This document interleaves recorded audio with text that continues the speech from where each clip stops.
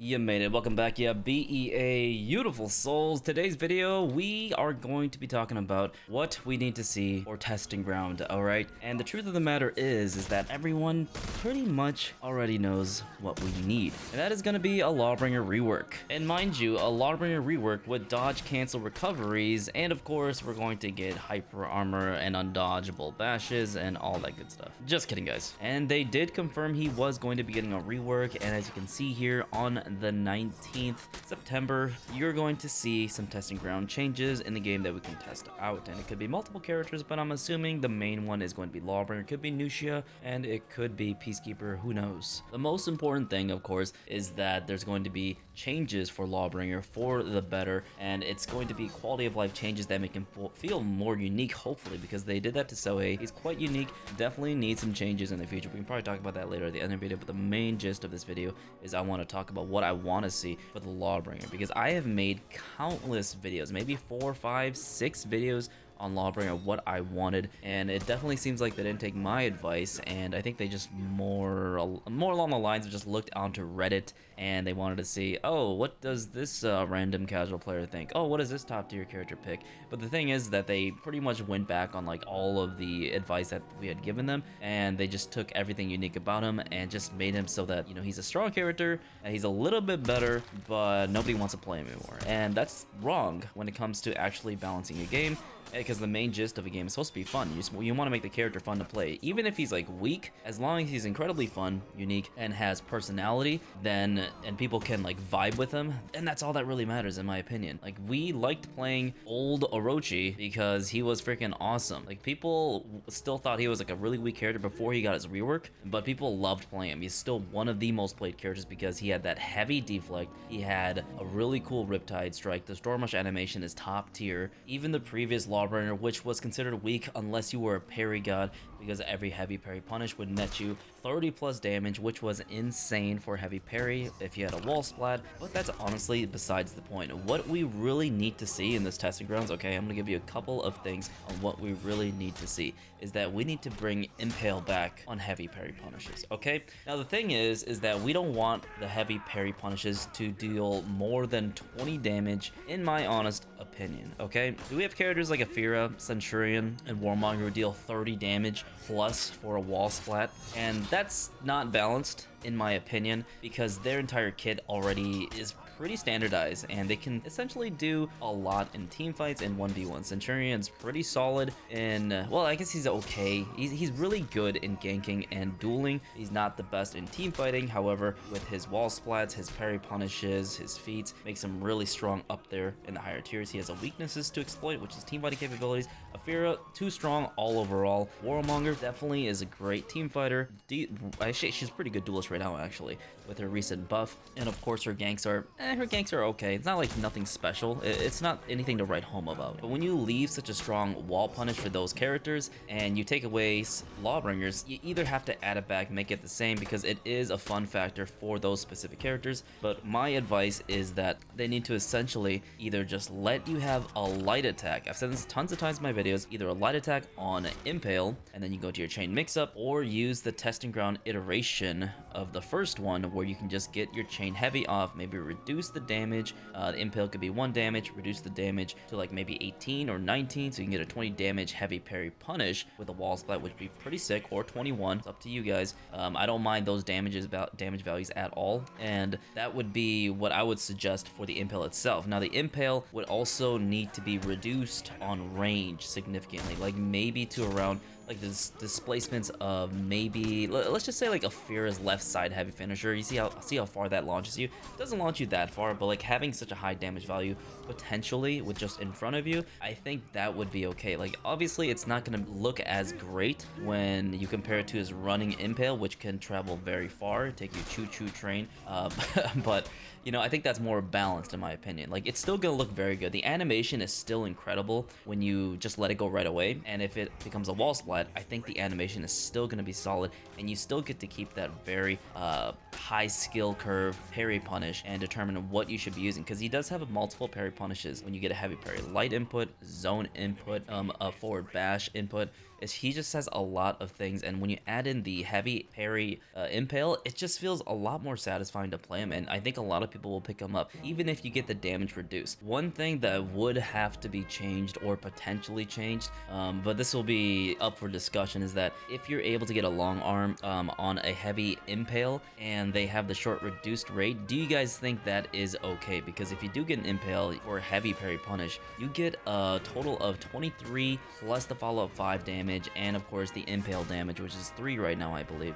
And that might be a little bit too high for a heavy parry punish. Of course, it takes a very long time to get that damage in because the pin itself is a very long duration. It's like 1,000 or so MS, and you're kind of stuck in that animation. But of course, the gank itself is very good because it counts as a pin, and there's no damage reduction. So it's actually very strong if you're able to get a wall splat. And we do want strong characters that have really cool personalities when it comes to that aspect, but I think that damage value might be a little bit too high. So either we'll have to make it so that you can't long arm after getting that impale and heavy parry, because that's also a very strong thing of that high level Lawbringers use. It's very strong. It does last a long time, especially when you compare it to like other ganks that can confirm a lot of stuff like Medjai's grab and Afira's tier 1 and tier 3. Like those are all very good. And then of course if you compare it to long arm, it's just not that strong or crazy because you have to get a heavy parry in the first place, and that's not the hardest parry to get. But in like team fights or like 1v1s, you still have to like fish those parries out, and that's a skill check or skill expression that Lawbringer has. Same thing as Centurion, that's a skill expression.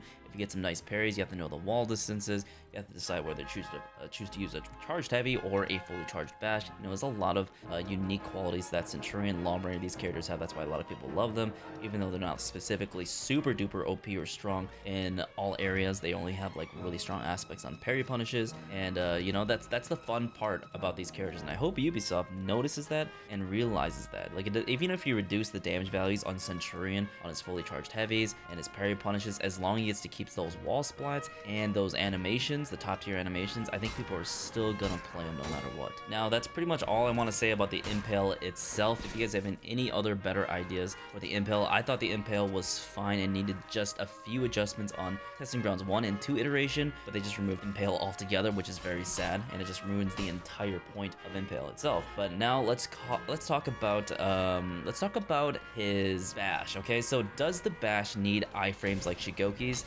Personally, if they're gonna keep Shigoki's that strong, which he has a bajillion iframes on his dodge bash, and it also deals direct damage, which makes it even stronger, and goes into a chain mix-up, I think Lawbringer also needs iframes, more iframes on his bash currently, at least to the same degree that Shigoki has, or slightly worse, doesn't really matter. But if you want to standardize it or at least make it useful in team fights, that's what I would do personally.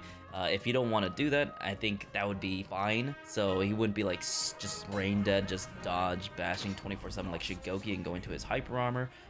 They do have the ability to get guard broken, like very vulnerable if you do anticipate the read, and you can punish them so, but it makes them a lot safer if they have this option and they can just brain dead it. So personally, I don't think he really needs it, but to keep him like really top tier, they would have to buff that aspect. That's just a small tidbit that I wanted to bring up because a lot of characters have really safe defensive qualities. The only thing that Lawbringer really has is that chain hyper armor, which isn't bad, mind you. It's not a bad move at all. It's actually very good.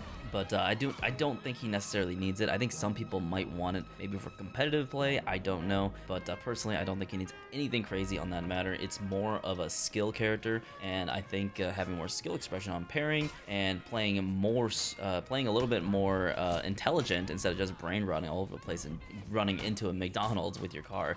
That's the type of players that hate to carries are, okay? They just love doing that type of shit. But with Lawbringer, I think he requires a little bit more finesse and a little bit more skill, and I think that's a good thing. You don't need this character to be top tier. With that dodge bash, it would make him very strong, because if you didn't know, you can also chain into a hyper armor chain heavy instead of going for your chain light attack. So you could already do that beforehand if you're able to land the bash, and it was also a really good move instead of opting out for just a light attack. The devs already stated that they will be trying to make his impale a roll catcher, so when you do that forward dodge, you can do a forward heavy and perhaps can go into an impale to catch people. Obviously, the best thing for them to do is to lower the displacements or the distance you can travel with that long arm. Otherwise, it would be very, very strong for a forward heavy attack. Like the strongest forward heavies are like 22 damage. Like Warmongers, Jang Juns, they have a huge amount of distance.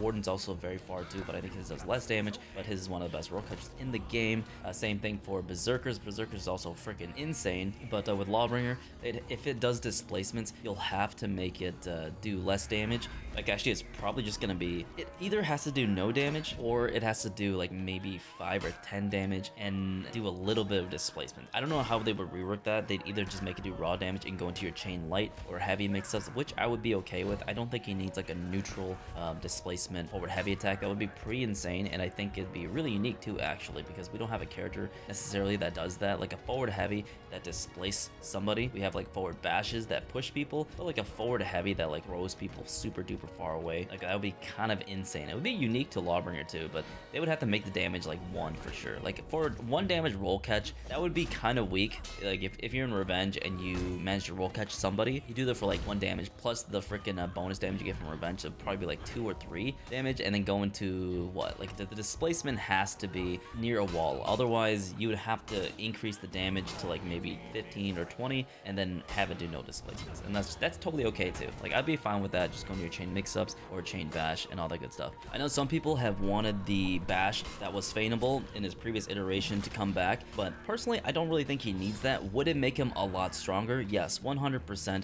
It would make him have more unreactable offense and more than he has right now, because his bash is kind of mediocre. Like it's good, but it's nothing special or anything to write home about, because you know he has that forward dodge into a light attack or forward dodge into a heavy to catch people who try to roll away from him, or early dodge, and that's a very good mix for him. Like his bash is not terrible, at least compared to like Warlord's bash, which is a lot worse.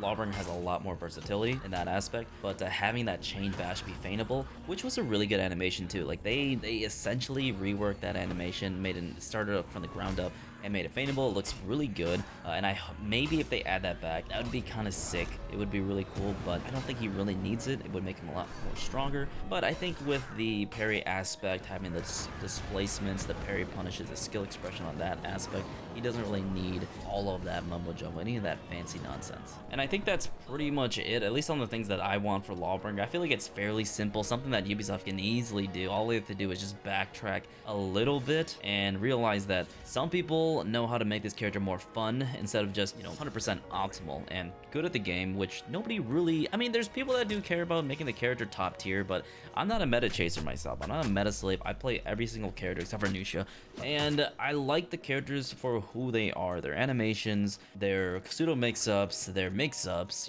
their raw heavy attacks, their hyper armor, all the fun things you can do with them. It's not about winning all the time. It's about having fun, but also winning too, of course. If you're losing, you're having a great fight. That's all that matters. But at the end of the day, we want to have fun. We want the characters to feel special, because at this moment in time, all the Outlanders feel the same. A lot of characters kind of feel the same in general. There's a few characters like Centurion that are really unique on their own way, and that's why people love playing him. But Lawbringer, I think this is all he really needs. For the next reworks, I believe Nusha is probably next up in line to get a rework, and I wouldn't be surprised if Peacekeeper did too. But Peacekeeper kind of got her rework-ish. I don't know if they're gonna walk back on that quite yet, because they're gonna, you know how long they took Lawbringer to do another rework? A very long time, like at least a year or so. So we're gonna have to wait a year for Peacekeeper. But Nusha, well, to be fair, Nusha was also in there too.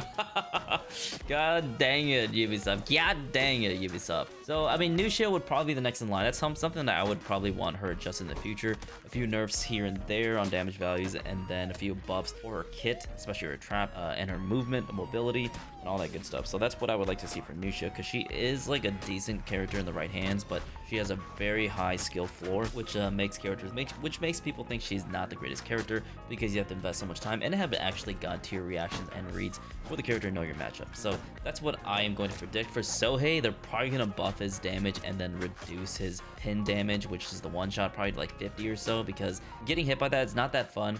Getting that move and absolutely demolishing your opponents or demolishing that Orochier pirate it's going to be really satisfying to use, obviously. But it's very hard to do at high level lobbies. You're not really getting this at all, and it's not that fun to go up against a Soy that has all his souls, even though you didn't feed it to him. And at that point, you might as well just give up, because a free one parry and you're pretty much dead. It's like 145 damage, so it's like it's GG's at that point. Not that fun. Needs to be balanced. Whoever designed this aspect of it doesn't really play the game. I can definitely tell that, but you know, I think he still needs to keep that high damage punish. It's very cool, and as long as he's not super duper overtuned on his light to heavy chain mix-ups and increasing the damage values, I think it should be fine. It could remain a staple part of his kit. But that's just my thoughts. Let me know your opinions down below. What you guys want to see for the Lawbringer Rework. I will be streaming the Warrior's Den when it comes out. The Warrior's Den is, I believe it's going to be on the 10th, so that'll be in 7 days when this video comes out. So be sure to check that out on YouTube and Twitch, and I appreciate all the love and support on the streams lately. I haven't been streaming as much as I wanted to because I made a Wukong video. I've been making other videos and stuff in general, but I really do appreciate all your support on those videos. It really goes a long way. We'll be playing Space Marines, making videos on that, more For Honor content on my second channel too, and all that good stuff. Thank you guys so much for your BEA beautiful souls. Bye bye. See you later.